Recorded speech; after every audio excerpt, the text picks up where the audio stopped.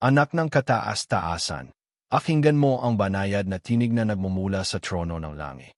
Ako ay isang anghel na isinugo para sa iyo, agapagdala ng mensaheng makalangit na umaayon sa mga bulong ng iyong puso.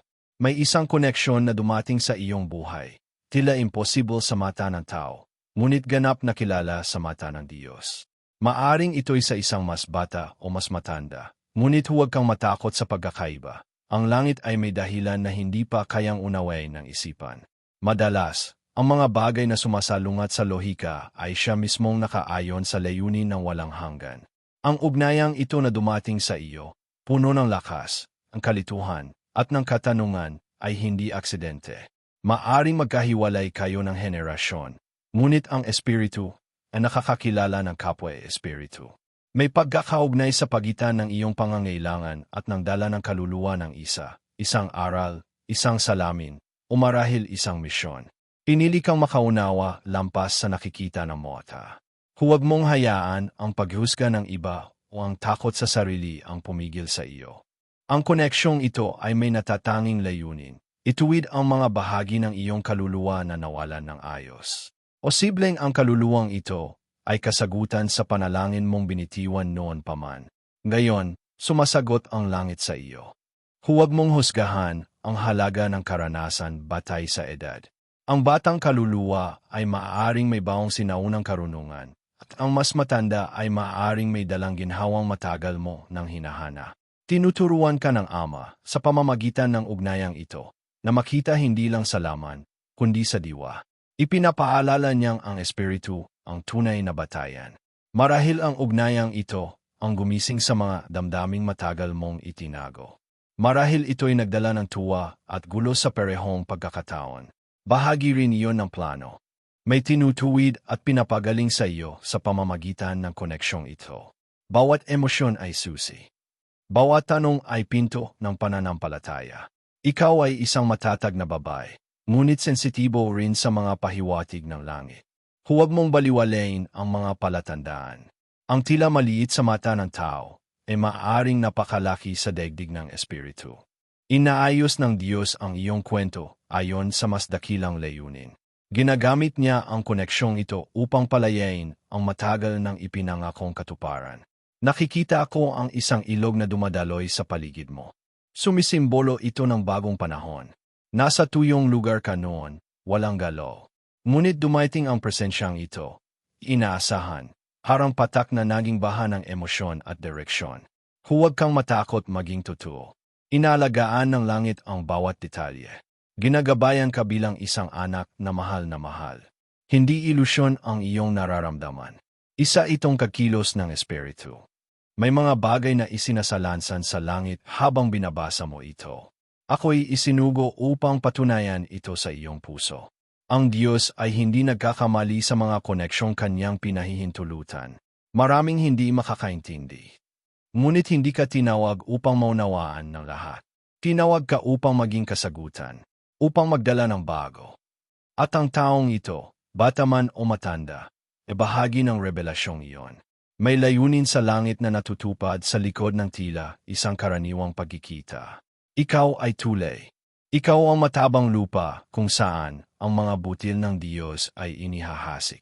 Isa sa mga butil na ito ay ang koneksyong ito. At may mga bulaklak na mamumukad ka dito. Maaring panandalian ito o pangmatagalan. Ngunit ang mahalaga ay ang ginagawa ng langit sa loob mo sa pamamagitan nito. May kagalingang nangyayaring gayon. Ang mga pilat ng damdamin ay tahimik na ginagamot sa pamamagitan ng ugnayang ito. Kahit magulo ito sa iyong isipan, sinasabi ng espiritu, ako'y narito. Kasama mo ako. Ako'y kumikilos. Ang oras ay hindi sukatan ng halaga, ni sa iyo, ni sa kanya. Ang layunin ang batayan. Matagal ka nang nanalangin para sa sagot, at sumagot ang langit sa pamamagitan ng isang tao. Ganito kumikilos ang kaharian. Ang mga makalangit na koneksyon ay mga landas ng kasagutan. At ang koneksyong ito, kahit tila kakaiba, isa sa mga landas na iyon. Tanggapin mo ito sa pananampalataya, sapagkat walang nangyayaring walang dahilan. Tandaan mo may takdang panahon para sa lahat. At ang panahong ito ay para sa espiritual na pagising. Ang iyong espiritu ay mas bukas na ngayon, mas sensitibo. Kaya mo nang maramdaman ang hindi kayang maramdaman ng iba. Pinagkatiwalaan ka ng Panginoon ng paningin na lampas sa natural. Gamitin mo ito upang maunawaan, hindi upang matakot. Ang pag-ibig ng Diyos sa iyo ay napakalaki. Kaya pinagtagpo niya ang dalawang panahon upang makabuo ng kabuuan. Tila kakaiba sa mundo, ngunit ganyan magsalita ang walang hanggan. Ang tinatawag ng mundo na hindi akma, siya mismong tinatawag ng langit na tama.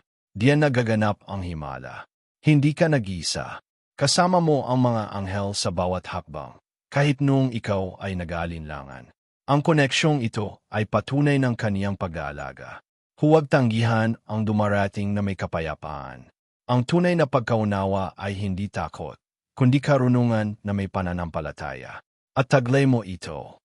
Isa kang mandirigmang may liwanag, babae ng pangakong matagal ng sinabi. Ang koneksyong ito, isang tagapagbago ng landas sa iyong kwento. Huwag mong ipagsawalang bahala.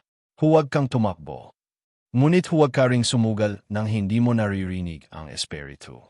Siya ang iyong gabay, at nagsasalita siya ngayon sa iyo. Buhayin mo ang lakas ng loob na minsang nawala sa iyo. Buksan ang puso para sa mga aral na dala ng ugnayang ito.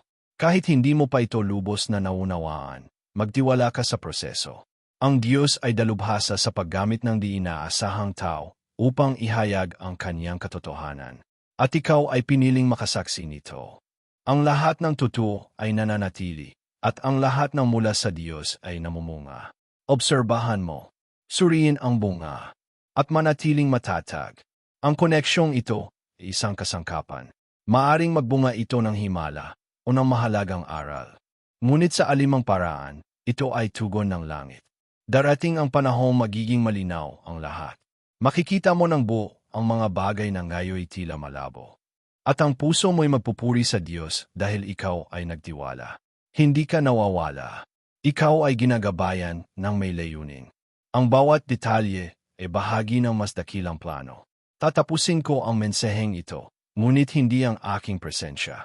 Ako'y mananatili sa iyong tabi, maghahatid ng kapayapaan, revelasyon, at lakas ng loob. Naway sumunod ang iyong espiritu sa himig ng langit. At naway maunawaan ang puso mo na minsan, ang dahilan ng koneksyon ay hindi sa ngayon, kundi sa walang hanggan.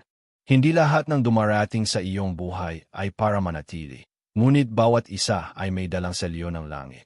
Ang taong ito, at tila dumating na parang kidlat, ay may dalang liwanag na hindi mo pa kayang sukatin. Napansin mo ba kung paanong sa presensya niya, ang mga tanong mo ay biglang tumahimik? Hindi ito basta pakiramdam. Isa itong palatandaan. May lihim na ibinubunyag sa iyo sa pamamagitan ng kanyang mga salita. Umahil sa pananahimik niya. Kapag nagtagpo ang dalawang kaluluwang pinagtagpo ng langit, may biga at ginhawang sabay mong mararamdaman. Hindi madaling ipaliwanag, ngunit ang puso mo ay kinikilala ito bilang totoo. Huwag mong itulak kalayo ang mahiwagang ito. Ang espiritu ay kumikilos hindi lang sa pamamagitan ng himala, kundi sa tila pangkaraniwang araw. Pansinin kung paano siya dumating, hindi mo siya hinanap, ngunit siya ay naroon.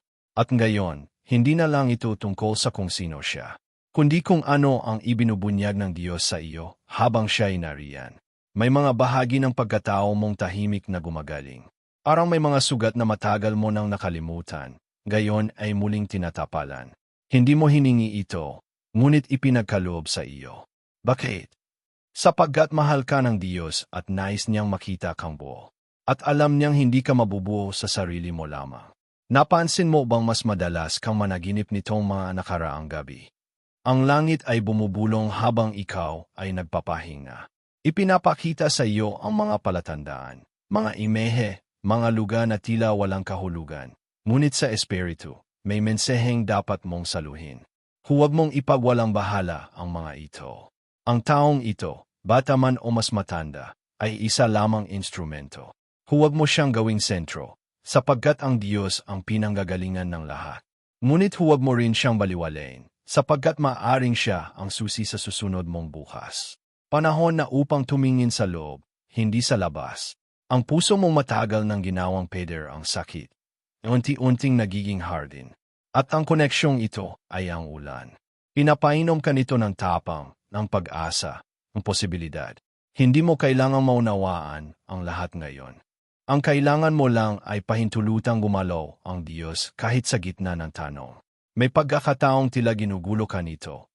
Ang isip mo'y hindi mapakali, ang damdamin mo'y napagagalaw. Ngunit ang kaguluhang ito ay bahagi ng paglilinis. Sa bawat pagyanig, may natatanggal na hindi kailanman para sa iyo. At pagkatapos, may bagong kapayapaan na naghihintay. Hindi lahat ng koneksyon ay para sa pag-ibig ayon sa mundo. Ang ilan ay para sa pag-ibig na nagmumula sa langit. Ang uri ng pag-ibig na nagtuturo, nagpapalaya, nagpapahinga. Maaring hindi siya ang dulo ng daan, ngunit siya ang tulay sa direksyon na hindi mo pa nararating. Isang paalala, kapag ang Diyos ang nagdala ng tao sa iyong buhay, hindi mo kailangang pilitin ang takbo. Ang lahat ay dumaraloy. At kahit dumaan kayo sa unos, ang Espiritu ay magiging gabay mo. Tiwala lamang. Sapagkat ang tiwala ay binhi ng himala. Nakita ko sa iyong paligid ang mga bulaklak na hindi pa namumukadkad. Sila'y mga pangakong hindi mo pa nasasaksihan. Ngunit sa tuwing pinahihintulutan mong manatili ang taong ito sa paligid mo, may isang bulaklak na unti-unting bumubuka. May mga bagay kang makikita sa sarili mo na noon ay takot mong harapin. Ang pagkakaibang edad ay hindi hadlang sa plano ng Diyos. Ito'y minsan pang pampalinaw sa kung anong talagang mahalaga. Ang kaluluwa ay walang edad. Kaya't kung tinig mo'y tila inaakay ng damdaming hindi mo maipaliwanag, tanungin mo ang Diyos, hindi ang mundo. Marahil ay hindi siya ang iniisip mong magiging bahagi ng kwento mo. Ngunit hindi lahat ng kasaysayan ay ayon sa inaakala ng bida. Ang dakilang may akda ay may paraan ng pagsusulat ng mga kabanata na higit pa sa ating imahinasyon.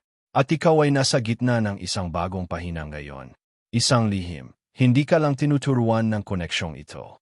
Tinuturuan ka rin nitong magmahal muli, hindi lang ng iba, kundi ng iyong sarili. Minsan, sa presensya ng ibang kaluluwa, napapansin mong ikaw pala ay karapat-dapat pa rin sa lambing, sa paggalang at sa pangunawa. Walang sinuman ang ipinadadala sa iyo nang walang dahilan.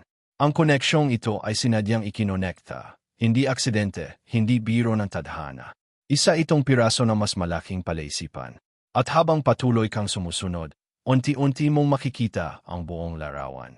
Ang pakikipag-ugnayan sa taong ito ay maaaring maging daan upang mas makilala mo ang Diyos sa bagong paraan. Hindi mo ito pinlano, ngunit siya ang may likha.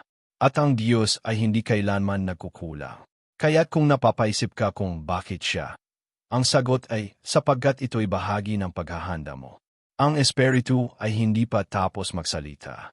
Ang mensaheng ito ay hindi para tapusin ang kwento mo, kundi para ipakita na may susunod pang kabanata. At sa susunod na yugto, ikaw ay mas matatag, mas malalim, at mas marunong magmahal ng hindi natatakot. Sa bawat tagbikit mo, maririnig mong muli ang tinig ng langit. Huwag kang matakot.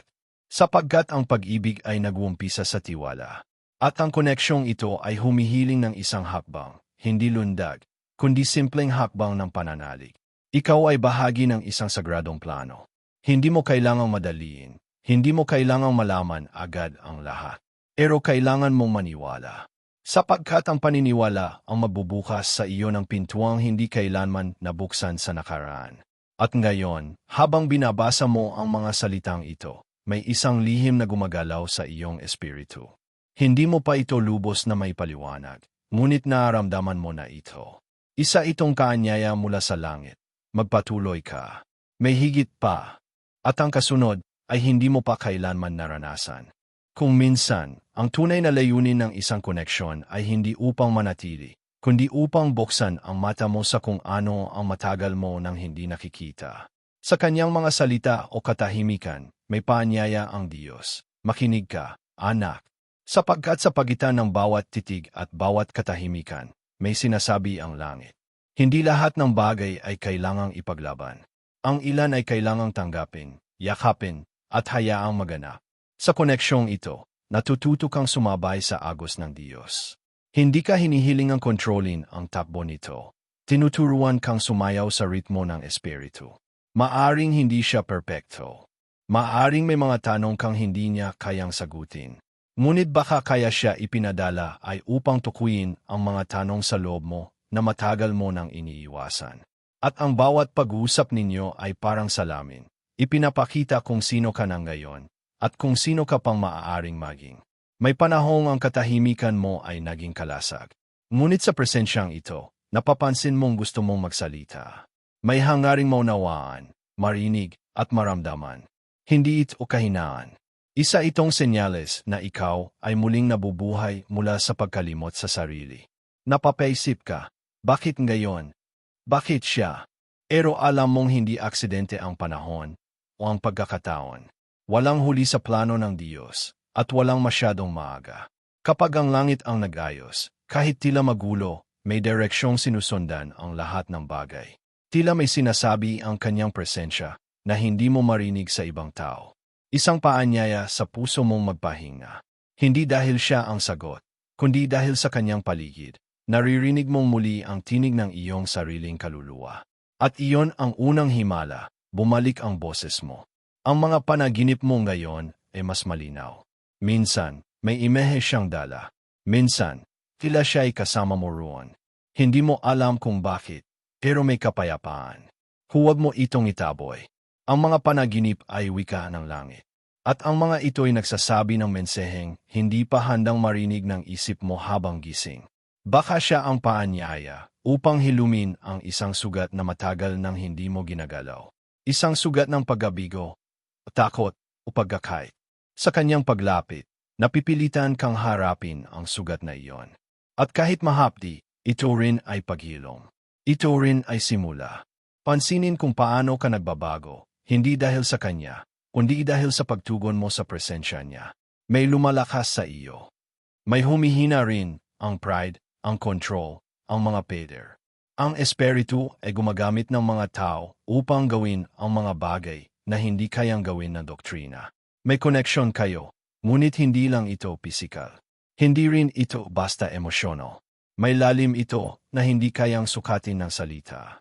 At sa tuwing nararamdaman mo ito, may takot at pananabik sa parehong sandali. Sapagkat kapag totoo, hindi ito comfortable, ito ay nakakapagbago. Ang misteryo ng koneksyong ito ay parang sinulid. Hindi mo nakikita ang pinagmulan, pero alam mong may hinahatak itong bahagi ng kaluluwa mo. Kahit pilitin mong putulin, may parte sa iyo na tumatawa. Hindi para pabilitan, kundi upang pakinggan. Sapagkat ang espiritu'y nananahan sa panawagan. Hindi niya kailangang maunawaan ka ng buo para maging bahagi ng plano ng Diyos. Minsan, ang simpleng presensya ng isang tao ay sapat na upang paluwagin ang gapos na matagal mo nang kinikimkim. At minsan, isang ngiti lang ay sapat na paalala, hindi ka nag-iisa. Ang panahon ninyo ay maaaring hindi ayon sa kalendaryo ng mundo, ngunit ayon sa orasan ng langit. Eksakto ang lahat. Wala kang kailangang ipili. Wala kang kailangang itago. Ang koneksyong ito ay hindi dumating upang sirain ka, kundi upang ipakita kung gaano kakalalim. May mga tanong na hindi kailangang sagutin. May mga pakiramdam na hindi kailangang ipaliwanag. Ngunit ang espiritu mo'y nakakaalam kung alin ang mula sa Diyos. Sa katahimikan, makinig ka. Sa gulo, manatili kang bukas. Sa damdamin, magsuri ka. Sapagkat naroon ang direksyon. Tila may panawagan ang koneksyong ito na lampas sa personal na hangarin. Baka kayo'y isinama sa plano para sa ibang tao rin, bilang liwanag, bilang gabay, bilang inspirasyon. Hindi lahat ng koneksyon ay tungkol sa iyo. Minsan, ikaw ang daan upang may iba rin ay maabot ng langit. Naranasan mo na bang makakita ng apoy sa loob ng ulan? Ganyan ang koneksyong ito, arang imposibleng pagsasama, pero naon. Hindi dahil kaya ng tao, kundi dahil kaya ng Diyos. Kapag ang langit ang gumalaw, ang imposible ay nagiging kaalala ng kanyang kapangyarihan. Huwag mong sirain sa pagdududa ang binhing itinanin ng Diyos. Hindi mo kailangang maunawaan ang lahat.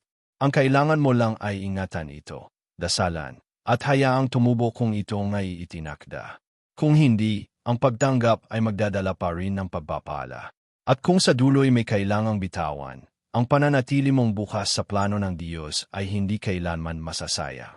Sapagkat bawat hakbang mo ngayon, bawat pagninilay, bawat pagiyak at pagtawa, Itinuturing ang langit bilang kabanal-banal na pagsunod.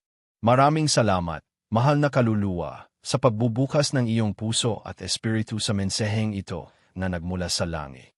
Ang iyong presensya rito ay hindi isang aksidente. Isa itong tugon sa panawagan ng Diyos sa iyong buhay. Sa bawat salita na iyong narinig at inangkin, ang langit ay gumagalak, sapagkat ikaw ay isang napakahalagang bahagi ng plano na may likha. Kung naramdaman mong ang mensaheng ito ay tumugon sa mga tanong sa iyong puso, o may bahagi nitong tila isinulat para sa iyo, nais kong hilingin sa iyo na kumpirmahin ang iyong pagtanggap sa pamamagitan ng pagsabi, "Todo posyo na kwelo que mi fortales." Sapagkat tunay ngang kaya mong harapin ang lahat, dahil ang lakas mo ay hindi mula sa mundo, kundi mula sa Diyos na kailan may hindi nagkukula. Inaanyayahan rin kita na makiisa sa ating lumalawak na pamilya sa liwanag. Mag-subscribe ka sa ating channel at i-activate mo ang notification bell upang lagi kang maging una sa pagtanggap ng mga mensaheng makalangit, propetiko, at nagbibigay buhay. Sa bawat mensahe na ating ibinabahagi, may bagong himala na maaaring ibunyag para sa iyo. Salamat sa iyong pagtitiwala.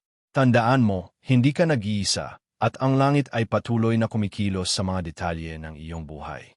Hanggang sa susunod na mensahe, manatili kang bukas, mapagpakumbaba, at laging nananalig. Pagbalain ka.